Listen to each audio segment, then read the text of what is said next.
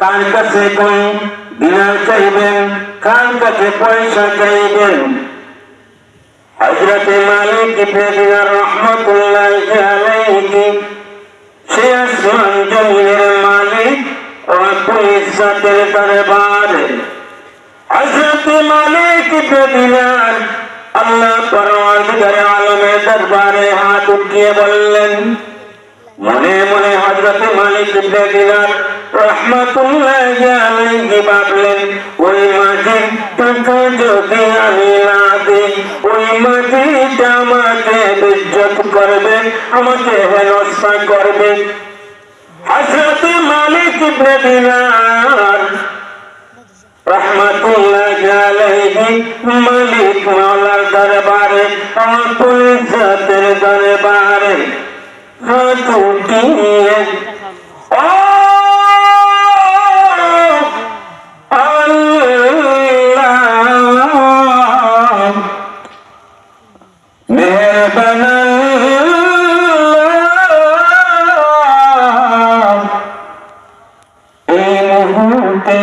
তোমার মালিক ভেবেনার কোন হালতের উপরে বিরাজিত, তোমার মালিকের দিকে একবার তোমার দয়ার মায়ার নজর চাও, তোমার মালিককে মেহেরবানি করো।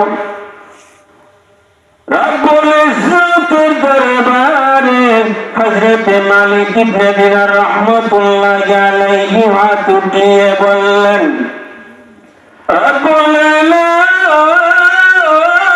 আলামিন আল্লাহ,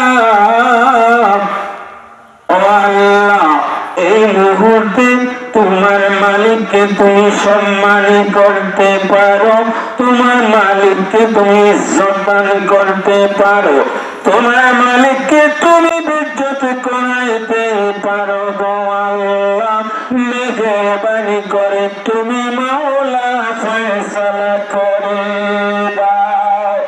আল্লাহ গো, আমার কাছে একটা করি নাই, একটা টাকা নাই, পয়সা নাই। ও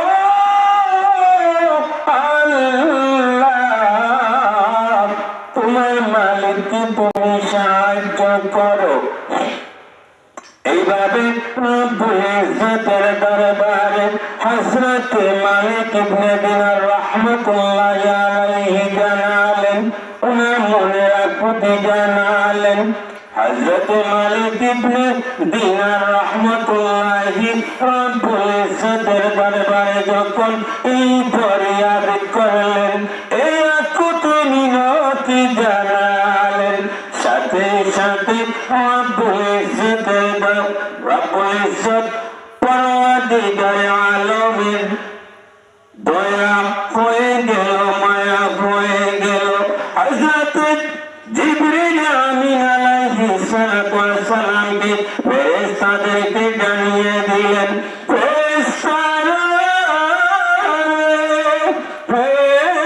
আমার মালায়েকারা আমার বন্ধু, আমার প্রেমিক, আমার সন্তুষ্টি, আমার জন্য সে দুনিয়াকে লাথি মেরে দিয়েছে। আমার সন্তুষ্টির জন্য তার সব কিছু ছেড়ে আমি রব্বুল ইজ্জতের জন্য পাগল হয়ে গিয়েছে।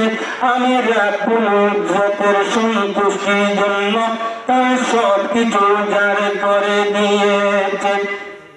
চাই না রে আমার বন্ধুকে, আমার এই বন্ধুকে এই মাটির কাছে আমি বেজ্জতি খাই না। ওই মাটির কাছ থেকে, ওই মাটির কাছে আমার বন্ধুকে ইজ্জত হিসাবে কবুল করে ইজ্জত বানিয়ে আমার বন্ধুকে তোমরা আনো। আমার বন্ধুকে তোমরা